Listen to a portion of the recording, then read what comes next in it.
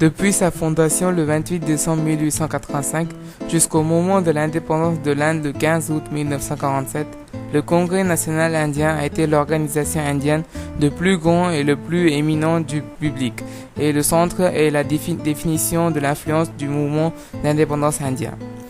Bien que d'abord le Congrès était une organisation politique, lui-même s'est transformé en un véhicule national de réforme sociale et au progrès humain, et les fondations du Congrès pour la démocratie et le multiculturalisme contribuaient à faire de l'Inde une nation toujours libre et démocratique. Le Congrès a été une base le plus solide et définissant l'influence du nationalisme indien moderne.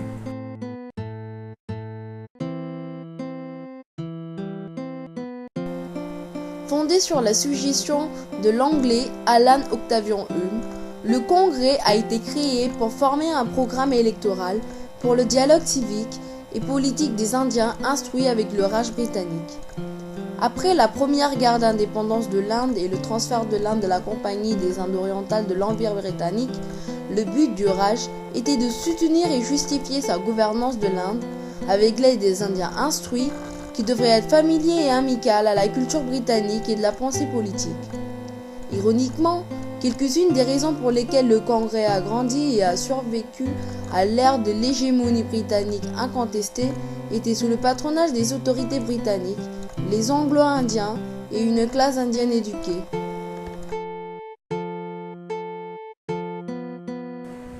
En 1885, Hume a obtenu l'approbation du vice-roi de créer une union nationale de l'Indien, qui sera affiliée avec le gouvernement et agir comme une plateforme pour exprimer l'opinion publique indienne. Le 12 octobre 1885, Hume et un groupe d'Indiens instruits a publié un appel du peuple de l'Inde pour les électeurs de la Grande-Bretagne et d'Irlande pour demander aux électeurs britanniques en 1885 d'aider les candidats avec un soutien bienveillant à l'opinion publique indienne, qui comprenait l'opposition à la perception de taxes sur l'Inde pour financer les campagnes anglo-indiennes en Afghanistan et le soutien aux réformes législatives en Inde. L'appel a été un échec et a été interprété par beaucoup d'Indiens comme un échec cruel, mais aussi une vraie réalisation qu'ils ont dû lutter seuls. Le 28 décembre 1885, le Congrès national indien a été fondé à Gokuldas Tejpal Sanskrit College à Bombay avec 72 délégués présents. Hume a pris ses fonctions de secrétaire général et Ambesh Chandra Banerjee de Calcutta a été élu président. En plus de Hume, deux autres membres britanniques étaient membres du groupe fondateur, William Wedderburn, et de la justice, Jean Jardine. Les autres membres étaient pour la plupart hindous de la présidence de Bombay et Madras. De nombreux chefs de la communauté musulmane, comme l'éminent pédagogue Khan Ahmed Sayed, avaient un point de vue négatif sur le Congrès à cause de la domination des hindous.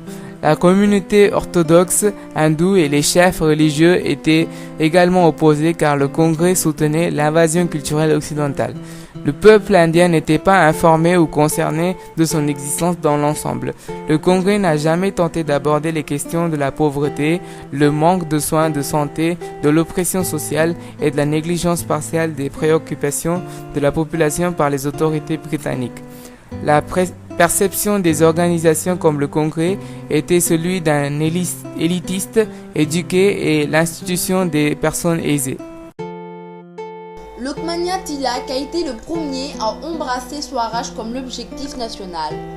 Les premiers jets du sentiment nationaliste a augmenté parmi les membres du Congrès au moment où le désir d'être représenté dans les organisations de gouvernement, d'avoir leur mot à dire, un vote dans le processus législatif et les enjeux de l'administration de la augmentent. Les membres du Congrès se considéraient comme des loyalistes, mais voulaient un rôle actif dans la gestion de leur propre pays. Cette tendance a été personnifiée par Dadabhai Naoroji, considéré par beaucoup comme l'aîné d'État indien. Naoroji allait jusqu'à contester, avec succès, une élection à la Chambre des communes britanniques. Il devient le premier Indien membre. Il a été aidé dans sa campagne par des jeunes aspirants militants étudiants indiens comme Muhammad Ali Jinnah, décrit ou imaginé comme la nouvelle génération indienne.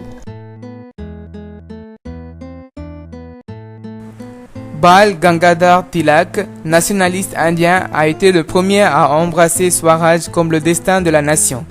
Tilak, profondément opposé au système d'éducation britannique qui ignorait et diffamait la culture indienne, l'histoire et des valeurs.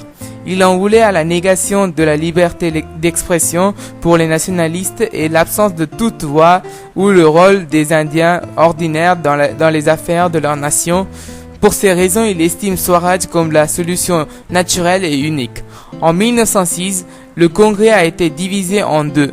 Tilak préconisait ce qui a été considéré comme l'extrémisme.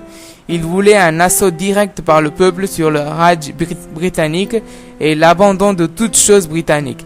Il était soutenu par la hausse des dirigeants publics comme Bipin Chandra Pal et Lala Lajpat Rai qui a tenu le même point de vue. Sous eux, l'Inde, trois grands États, Maharashtra, Bengale et au Pendjab, région en forme de la demande de la population et le nationalisme de l'Inde.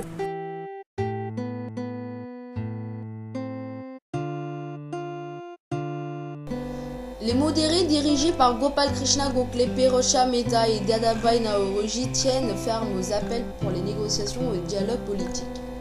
Gokhale critique Tilak visant à encourager les actes de violence et de désordre. Mais le congrès de 1906 n'avait pas l'adhésion du peuple et donc Tilak et ses partisans ont été contraints de quitter le parti. Mais avec l'arrestation de Tilak, tous les espoirs d'une offensive indienne étaient au point mort. Le congrès a perdu la confiance du peuple, tandis que les musulmans étaient très préoccupés par la montée du nationalisme hindou et formèrent le All India Muslim League en 1907, considéré comme le congrès totalement inadapté pour les musulmans indiens.